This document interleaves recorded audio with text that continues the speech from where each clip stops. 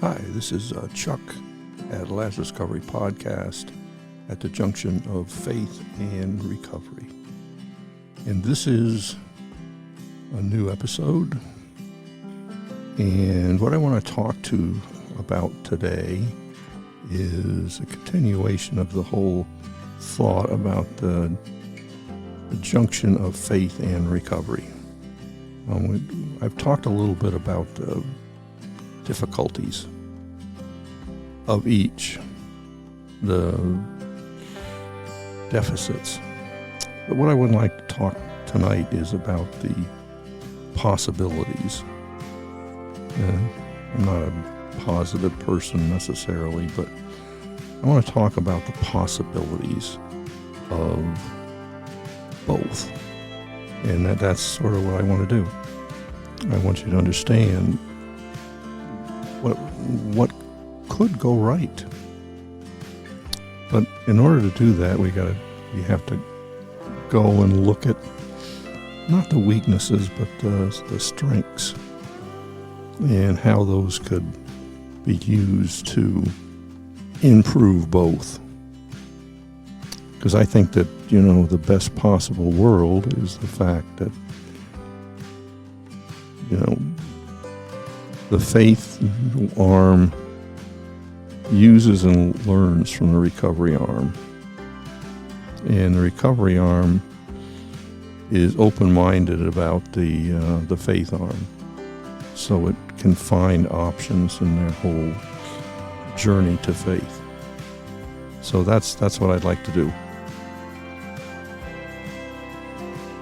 This is Lazarus Recovery Podcast, and what I'd like to do is talk about each and make suggestions about what the possibilities are.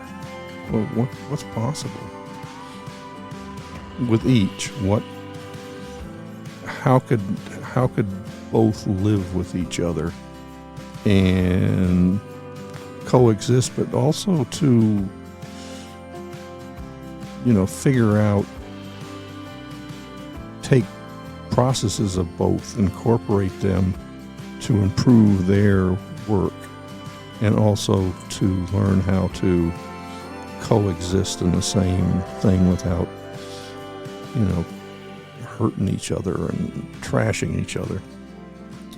So first of all, I've talked about it, but my experience with my experience with AA was that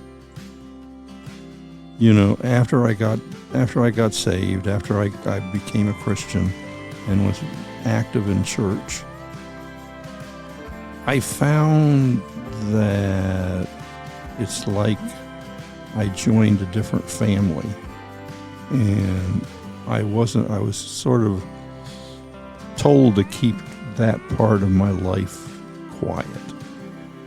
You just anybody that's been in AA knows you get a lot of feedback, blowback if you start talking enthusiastically about your faith. And it's not equal opportunity.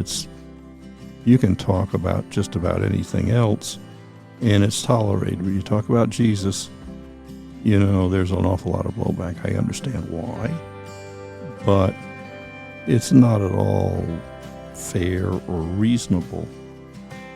Consider everything else people talk about. So what I'd suggest is that, there are traditions in AAs, steps and traditions. We are not as alive in any sect denomination, blah, blah, blah, blah, blah, blah, blah.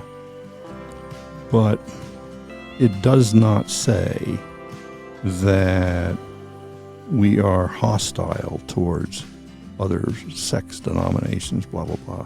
It says we are not a sect or denomination. We do not espouse one over another, which is sort of true.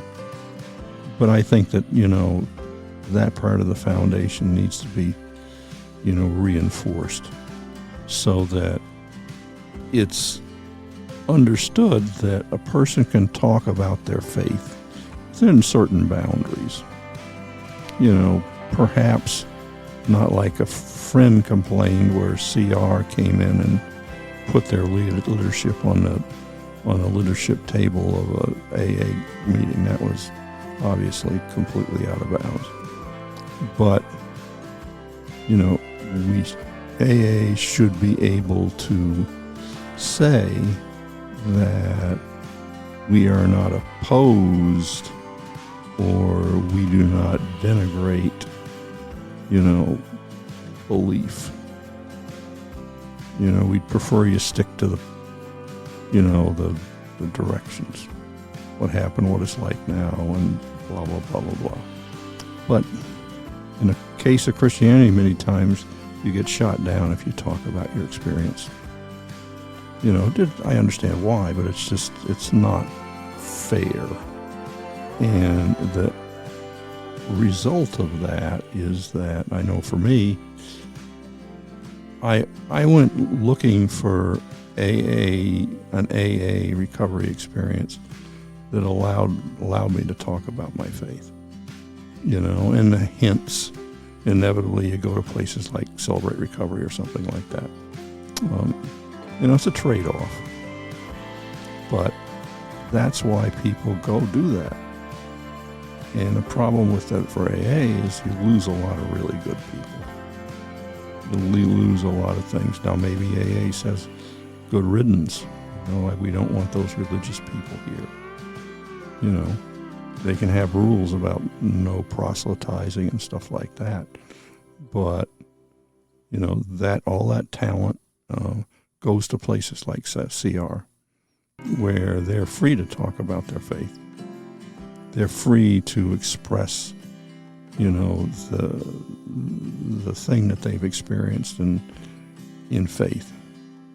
And that's good in CR, but it's a loss for AA. You lose very talented people. I know Christians that serve in AA because, forgive me, they think it's a missions field. But the good ones don't talk about their faith. So AA people, they leave, and you lose a lot of people. Now, let's talk about faith people. I'm going to talk about Celebrate Recovery because that's what I know. The experience is that Celebrate Recovery gets a lot of its hardcore recovery experience from people that come from secular programs like AA and like NA, like OA, like Overeaters Anonymous, like a whole bunch of other things. The people, usually Christians, will migrate to Celebrate Recovery because the same reason I did, because they were hungry to be able to do the recovery thing and pass on their experience, strength, and hope, and still be free to talk about Jesus.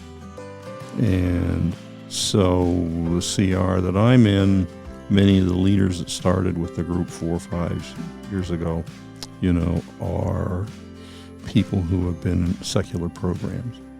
And some maybe do a little bit of secular stuff, but mostly now it's CR. And it's in the church, and it's recovery for people in the church. So AA has to look and say, wait a minute, we're losing people, good, talented people, because we're being bigoted.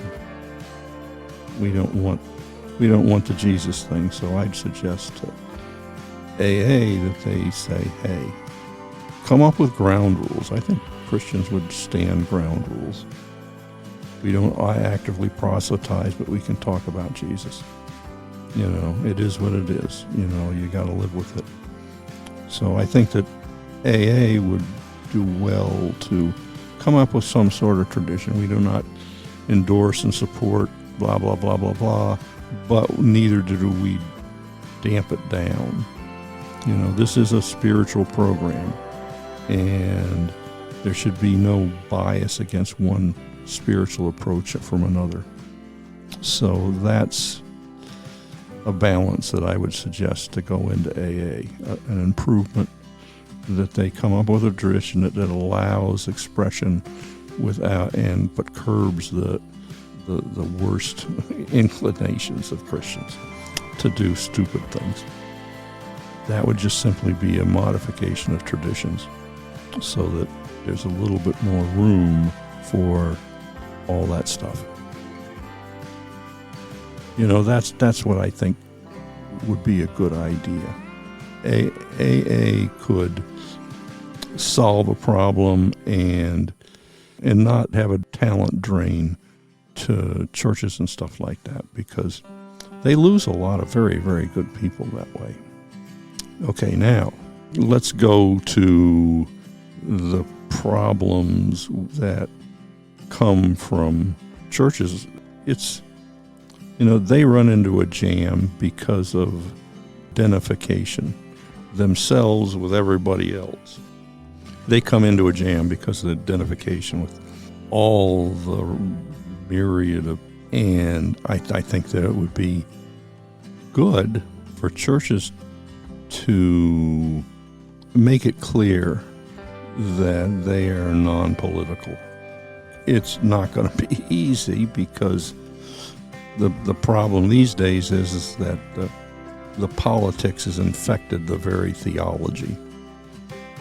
Some churches are so political that you can't find the theology at all.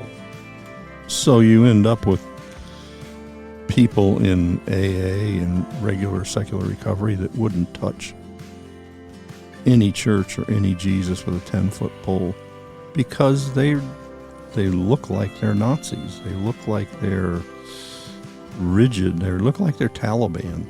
Their whole business is to control behavior and to stifle expression. Is that fair? No. But yes, that's just the way it is. I think that, each group could benefit from establishing traditions that they repeat, like in every meeting. We do not endorse or oppose any things, but neither do we take political stands or thing. We are just simply here to help alcoholics to stay sober. That's an AA tradition. Well, the church should do the same thing. We are not here to take any political positions. They could do with a little bit of AA tradition type of stuff. We are not here to endorse any political things. We're not here to endorse any particular sect or divisional theological thing. We are here to allow Jesus to be in the recovery of people who are struggling with issues. But they need to say that.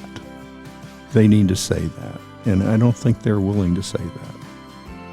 Because a lot of the people who are working in CR are so embedded in the religio-political whatever that is we have today that they can't tell the difference between their theology and their politics.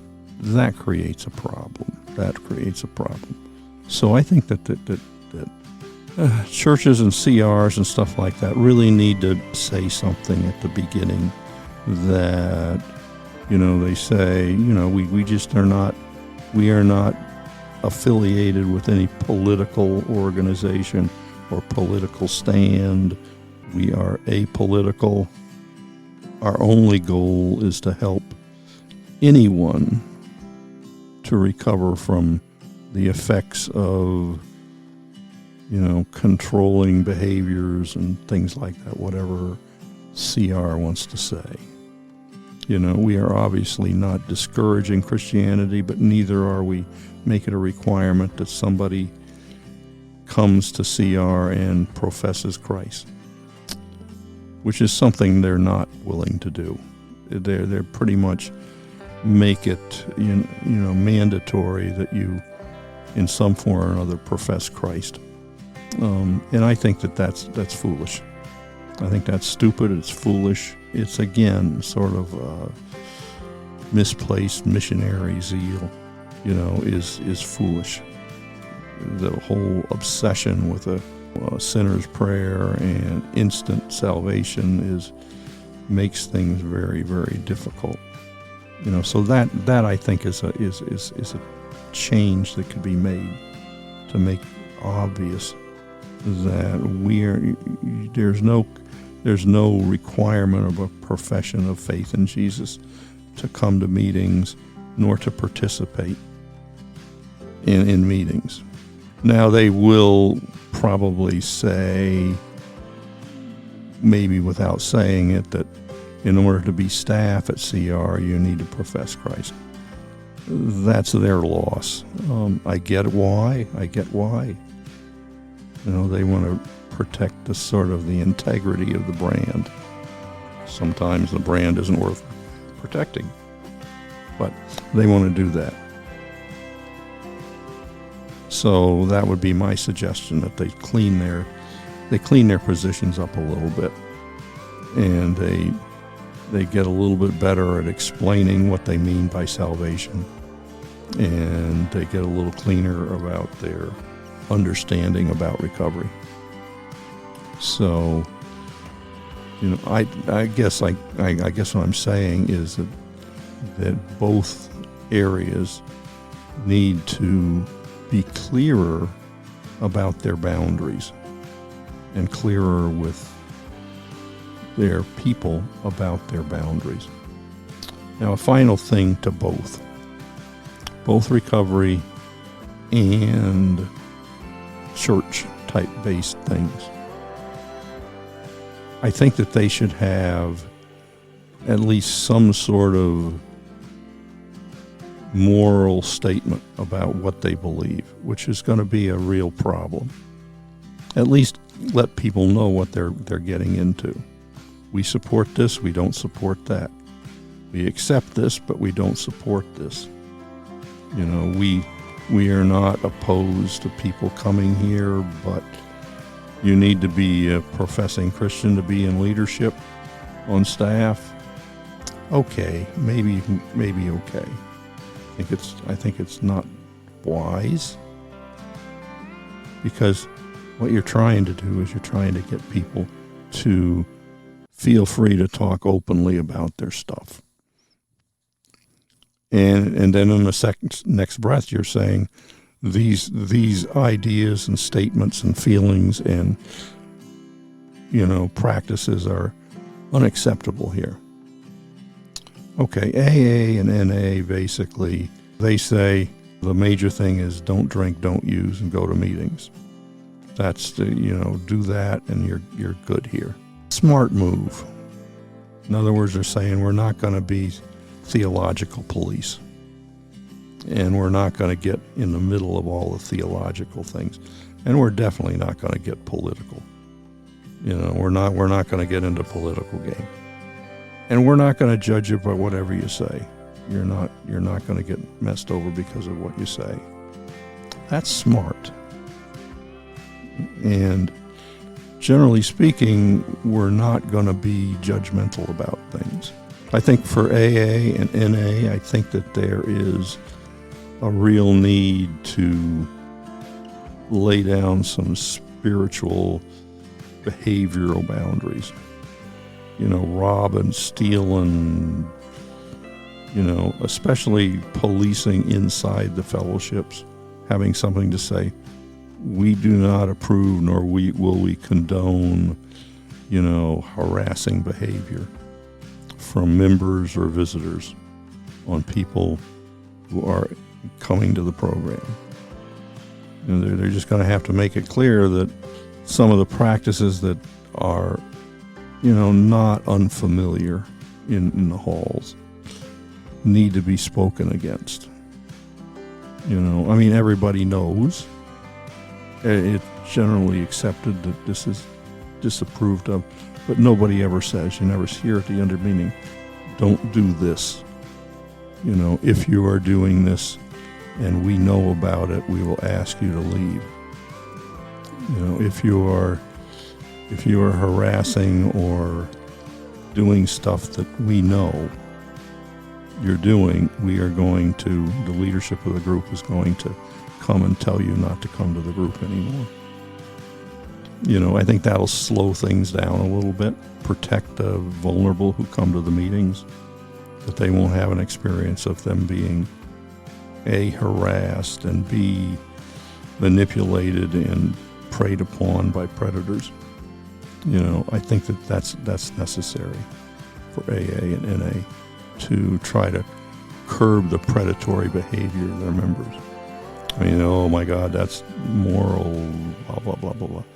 No, it's being a decent human being, protecting the innocent people that walk in the door. So I think that to avoid the appearance of hypocrisy, they need to take a stand against predatory behavior in the halls.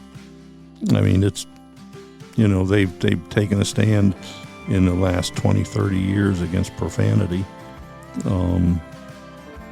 When I was coming around, there was, in many meetings, it was, they just didn't monitor that. Pretty vulgar. The halls also clamped down on smoking. There was smoking meetings, no smoking meetings. I started, and it's just no. You don't smoke in the halls anymore. Smoke outside. So AA, NA, and all the secular recovery groups can enforce things if they really try. And I think that would be a big benefit to their reputation. Now, faith people, have a mountain of work to do about that. They have a mountain of work to do about that because they act like they're doing something and they're not doing something. They don't take a stand and say, we are against this. We are against pastors who prey on their congregants. We are against pastors who do this. We are against workers that do this. And these are the conditions we apply to all people that work on staff. They're quarried, they're this, they're that, they're something else. We take, that kind of predatory behavior very seriously, and we will report you to the police if we find out that you're being predatory about anybody that comes to the meeting. I'd never had heard that before. And I think that that's important, that either AA or CR take a public stand against predatory behavior. Clean that up. It's not like you don't know. You know. You don't want it talked about, but you know. Churches know. And they cover it up. That's not right. And it looks bad on everybody. So if you want improvements in faith or recovery, you establish a standard of behavior that you enforce. I know that's like, oh my God, you can't do that. And I'd also suggest that you, certainly for both, that you clamp down on the political craziness that's going on. This is not a political zone. If you want to talk politics, go outside the halls. This is a hall for recovery, not politics. Take your political stuff outside the door. That's going to be very difficult for religious people these days because they're all tangled up in stuff. But I think it's important. We don't neither endorse nor impose any political views. We are not MAGA, we're not this, we're not that, we're not something else. We are not about complaining or doing about any political hot button issue. We are simply here to support the operation of recovery in the church or in the secular field. We will not tolerate any political work in the meetings, in the halls, in the church meetings, in the CR meetings. If you talk politics, then you're just going to be asked to, it's not part of the deal here. You probably get run out on a rail, but that's my suggestion. Get the politics out. Get the judgmentalness out. You can be as judgmental as you want on your own, but in recovery situations, just drive that under a low bridge. Get rid of it, because it really doesn't help the process of allowing people to talk openly and honestly about what's going on inside. I ask you, seriously, this is to CR. I ask you, seriously, answer me. What happens if somebody gets up and a lady gets up and says, I've had an abortion?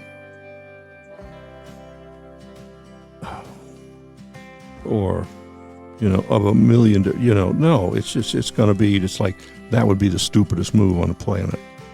And everybody there knows it. They'd be embarrassed for the person.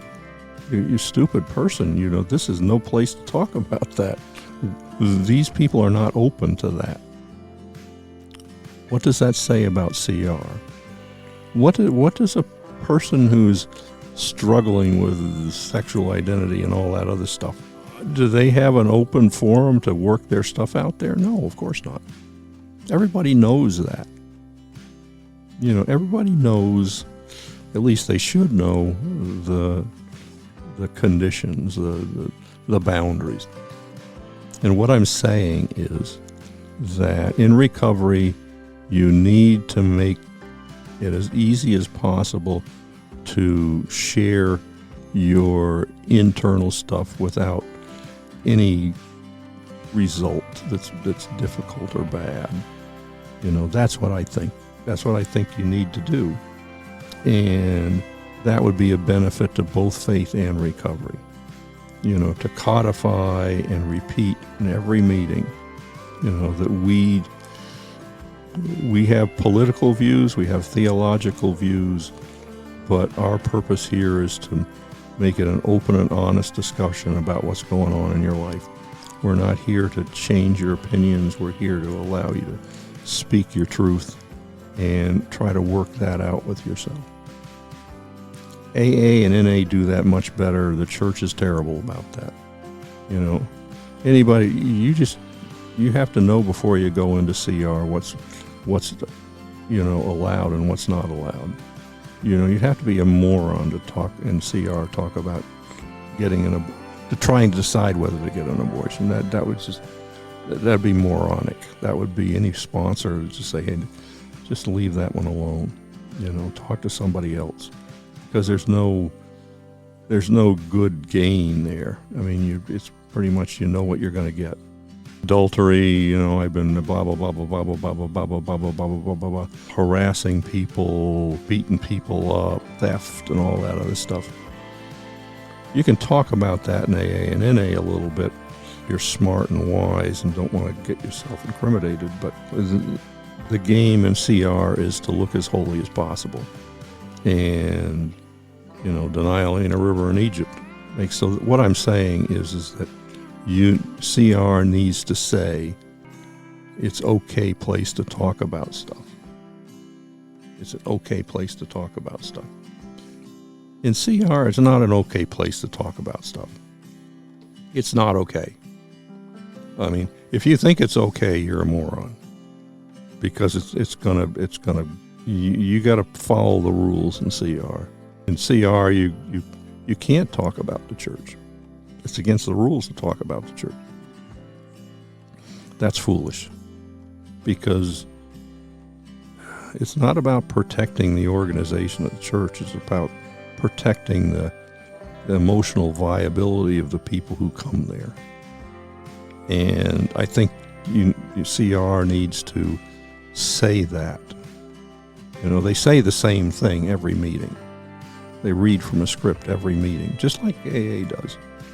Well, put it in a script that you have certain rights to talk about things, and, just codify that so that people know it's okay. Because in both organizations, it has to be okay and it has to be confidential for you to talk your truth. Otherwise, there's no healing there. You have to be free to talk your truth and not be hammered later.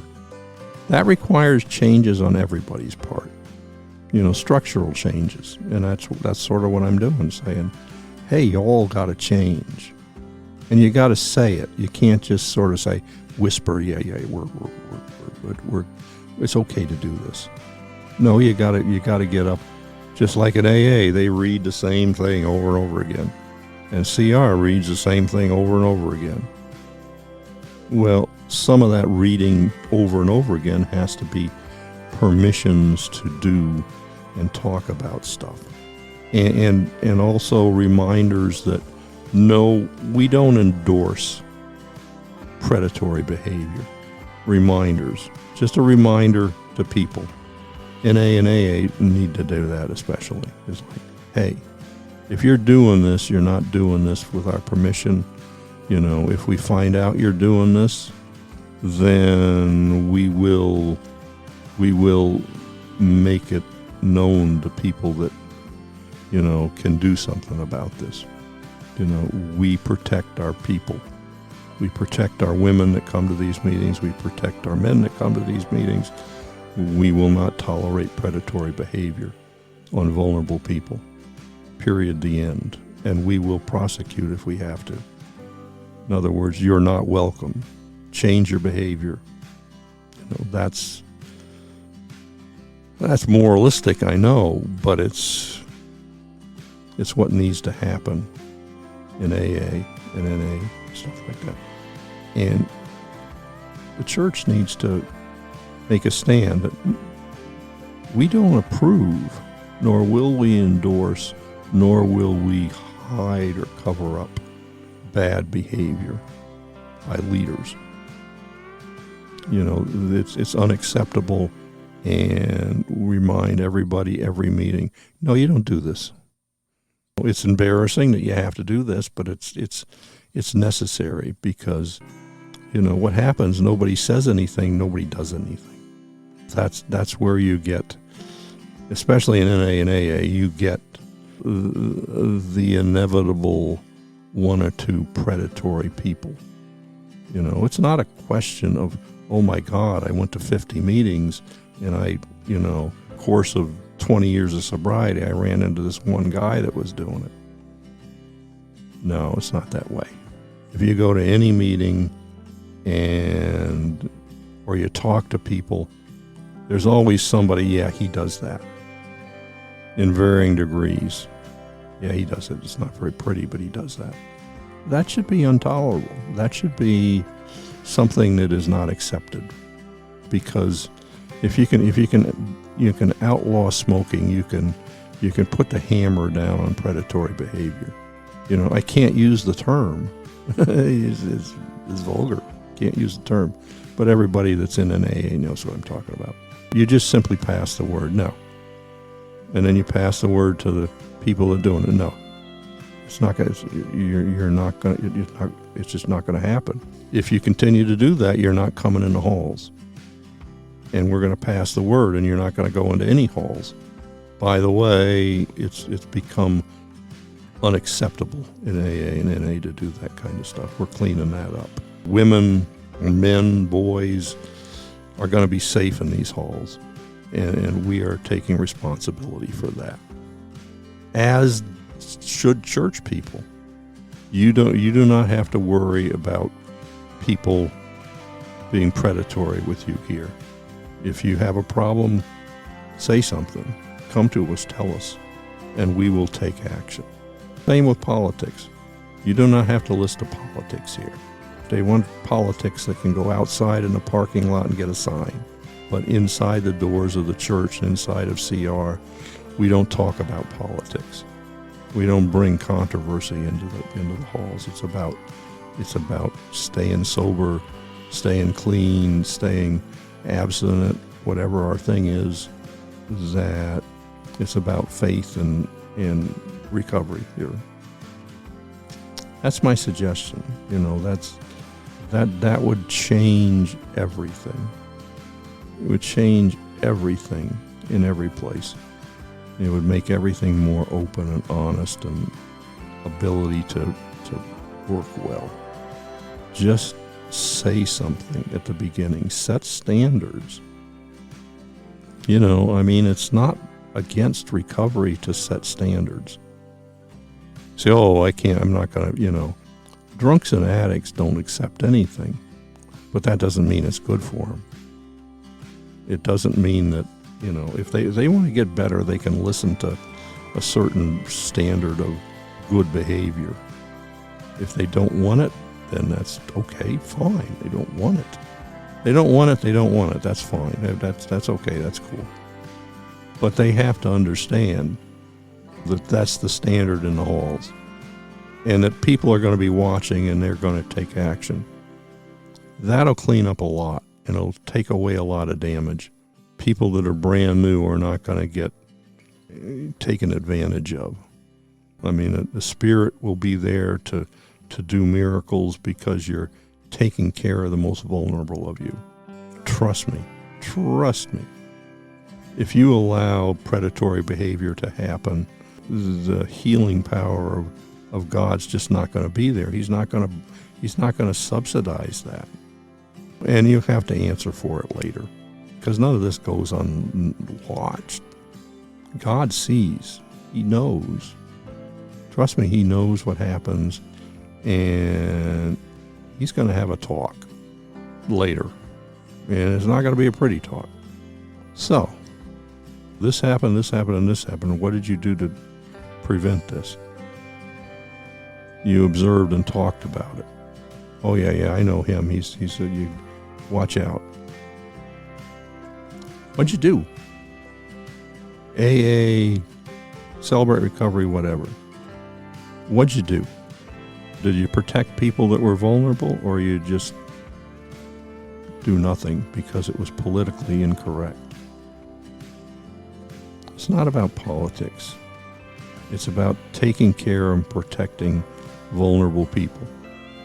So that's my thing, and I think that a lot of stuff between faith and recovery would be fixed if we were open and honest and set standards so that people knew where the organization stood. This is what we stand. This is what, if you want to talk politics, go outside, carry a sign, and pick it. But once you come inside the halls, park it. Leave the signs outside, leave the talk outside, leave the thing outside, leave the pamphlets outside. We do recovery here. We make this is an open, honest place you can talk your truth. We're not going to hammer you about it. I think you'd see a lot of things. I think you'd see a lot more healing. I think you'd see a lot more stuff. And I also think you'd see more cooperation between secular and religious. I think that there'd be a lot more openness between CR and AA and NA. Because the church would know that, you don't talk about Jesus in the meetings, but you don't trash somebody that talks about Jesus in the meetings. Standards have been set. You can talk about Jesus, just don't overdo it. Playing the boundaries. You can profess Christ, but you can't proselytize. People understand the boundaries. I think that would be really good. And for CR people, I think that it would be a big help if they put the hammer down on the politics. To sort of, it's okay for a liberal person to come to CR and try to get clean. It's okay.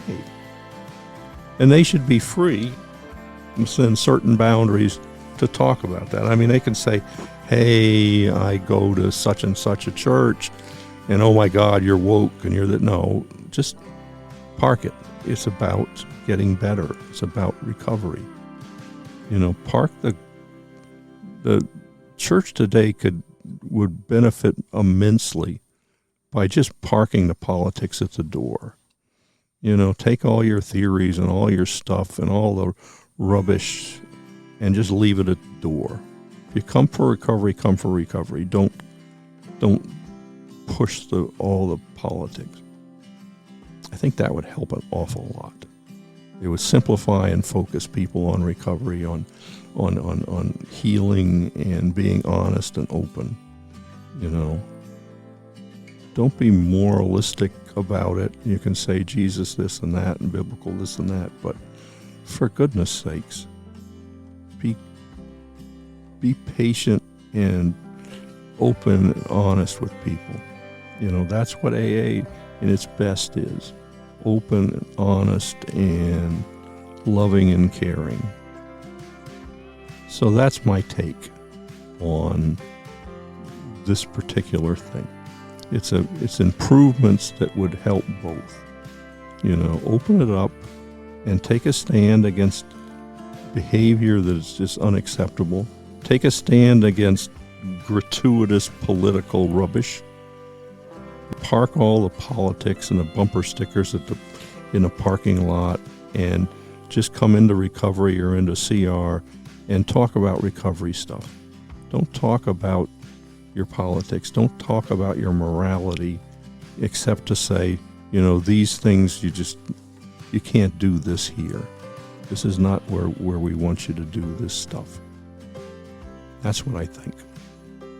I thank you for listening. This is Chuck at Lazarus Recovery Podcast at the junction of faith and recovery. Leave a message, do whatever you do, punch any buttons that you punch, whatever you need. Let me know, good, bad, or indifferent, what you think. But this is Chuck at Lazarus Recovery Podcast at the junction of faith and recovery. Thank you, and have a good night. Don't drink, go to a meeting, be safe. Thank you much. Bye-bye.